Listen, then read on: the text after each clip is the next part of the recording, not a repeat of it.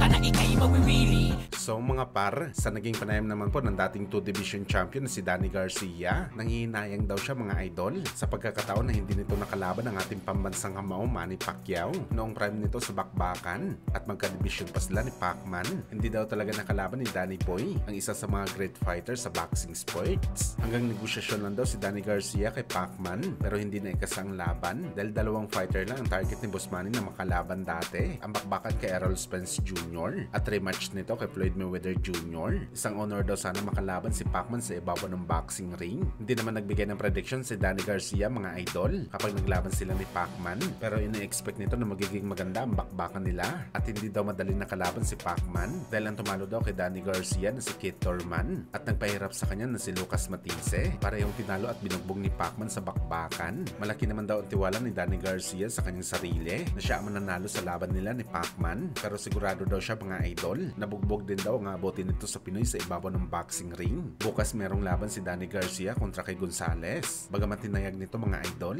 na ito na daw ang kanyang farewell fight at tuluyan na ito mag-retire sa boxing sports pagkatapos ng laban niya bukas.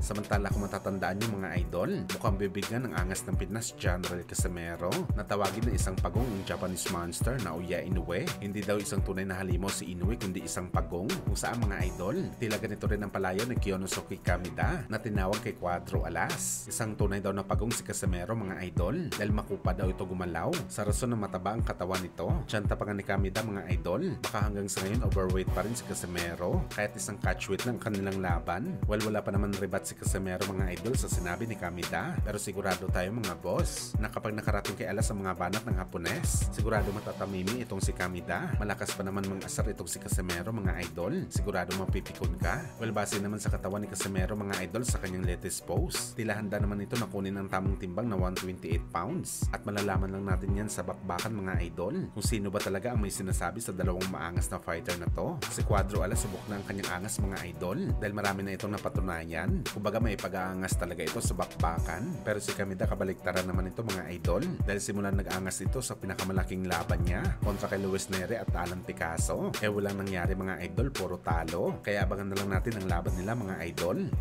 Samantala speaking kay Casimero mga boss, nagsabay nga po pumunta ng Kyrgyzstan si Alas at kapwa nito Pinoy boxer na si Kenneth Luber kasama ang kanyang coach na si Alex Arisa. Bali mauna pala lalaban si Casimero mga idol sa October 25 at susunod naman dito si Luber sa October 26. Undercard ito ni Luis Neri. Sa ngayon mga idol, sa bantamweight division lumalaban si Kenneth Luber. Posibleng malapit na ito umakyat ng 122 pounds sa original na division ni Casimero. Kaya abangan natin ang laban nila mga idol at suportahan natin na pareho silang umuwing panalo sa Pilipinas.